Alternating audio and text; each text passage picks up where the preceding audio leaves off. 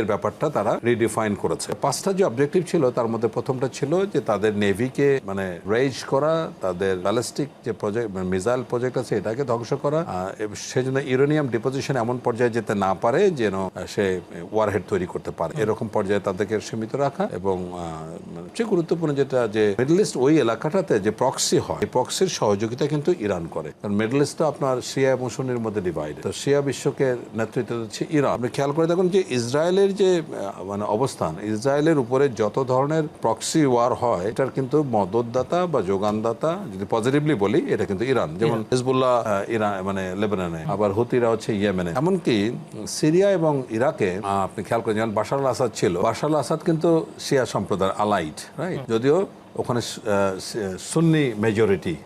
আবার ইরাকেও মানে দেয়ার lot of সিয়া। এই পুরো বেল্টের মধ্যে যত ধরনের প্রক্সি হয় সবকিছু কিন্তু স্পন্সর করে ইরান। তো এই জন্যই চাচ্ছিল যে তার এই যে প্রক্সি ক্যাপাসিটি, সাপোর্টের যে ক্যাপাসিটি, এখানে যেন ডিমিনিশ করতে পারে। ফাইনালি ডোনাল্ড ট্রাম্প যেটা বলছিলেন যে 5টা অবজেক্টিভের মধ্যে সবচেয়ে সিরিয়াস যেটা, যে ইরানকে একটা শিক্ষা দেওয়া যাতে পৃথিবীর আর কোনো দেশ অথরিটিকে চ্যালেঞ্জ করতে, মিলিটারি অথরিটিকে চ্যালেঞ্জ করতে না পারে। ওনার তো this is call madman policy. US যেটা মানে ডোনাল্ড ট্রাম্প যেটা আরোপ করেছে, ম্যাডম্যান পলিসির জনক হচ্ছে গিয়ে আপনার রিচার্ড নিক্সনের আপনার যে ওয়াটারগেট স্ক্যান্ডাল থেকে শুরু করে ওনার ম্যাডম্যান পলিসির একটা বড় বৈশিষ্ট্য হচ্ছে যখন ফরেন পলিসি কারো বিরুদ্ধে অ্যাগ্রেসিভ হবে, এটা খুব ব্রুটাল হবে, যেটা এখন হচ্ছে, রাইট। তো এর মধ্যে দেখা গেল যে আজকে খোদ ইউএসএ তে যে আলোচনাটা হচ্ছে, ডেমোক্র্যাটরা তো বটেই, ইভেন হাফ অফ দ্য রিপাবলিকানস কিন্তু ইউএস প্রেসিডেন্টের বিরুদ্ধে চলে গেছে। আজকে কিন্তু তাদের ক্লোজ ডোর একটা ভোটিং হচ্ছে, রাইট।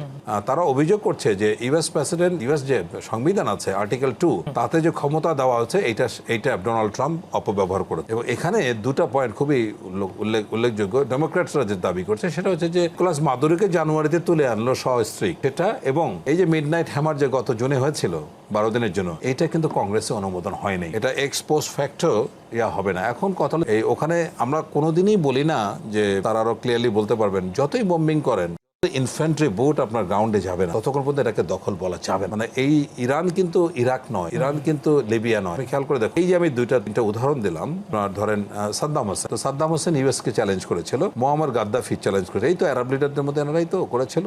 খুব সহজে যেভাবে বাগদাদে গিয়ে বাগদাদ দখল করা সম্ভব হলো ইউএস ট্রুপসকে দিয়ে, এবং সাদ্দাম হোসেনকে হত্যা করা হলো, সাদ্দাম হোসেনকে হত্যা করা, ফাঁসি দেওয়া হলো, তার মানে পুরা ইরাক শান্ত হয়ে গেল, সেখানে দ্বিতীয় কোনো লোক না যে এটাকে ক্যারি ফরওয়ার্ড করবে। একইভাবে লিবিয়াতে তাই, গাদ্দাফিকে যখন হত্যা করা হলো তারপরে লিবিয়াতে আর ইউএস বিরোধী কোনো এলিমেন্ট থাকলো না। কিন্তু ইরানের ব্যাপারটা ডিফারেন্ট, এটা তো সিস্টেম। এই যে আলী খমেনি 79-এ যেটা এস্টাবলিশ করেছেন, এত শক্তিশালী একটা ব্যবস্থা যেটার শেকড়ে পৌঁছানোর সামর্থ্য ইউএস এর নাই। মানে একইভাবে বলছি, যদি এখন ডোনাল্ড ট্রাম্প মনে করে যে বাগদাদের মতো, ত্রিপুলির মতো মানে ইনফ্যান্ট্রি ট্রুপস পাঠিয়ে তেহরান দখল করবে, তাহলে বোকার স্বর্গে বাস করবে। কারণ কি, ইরান পৃথিবীতে সবচেয়ে ন্যাচারালি প্রোটেক্টেড যে 2-3টা দেশ, তার মধ্যে ইরান হচ্ছে। 6000 বছরের ইতিহাসে শক্তি ওখানে গিয়ে টিকতে পারেনি। সুতরাং আপনি 2003-এ যে ইরাক ওয়ার 2 ছিল, এখানে আপনি চিন্তা করেন তাদের লজিস্টিক্স, এই যে ডেজার্ট ধুলি ঝড়ে পড়েছিল। এবং আরেকটা বিষয়, মানে এখানে আজকে যেটা ইউএসএ তো চ্যালেঞ্জ হচ্ছে, ডোনাল্ড ট্রাম্পকে চ্যালেঞ্জ করছে যে 2003-এ যে ইরাক ওয়ার 2 হলো, এটা একটা ফলস অ্যাকুজিশনের উপরে, একটা মিথ্যা ইয়ার উপরে, যে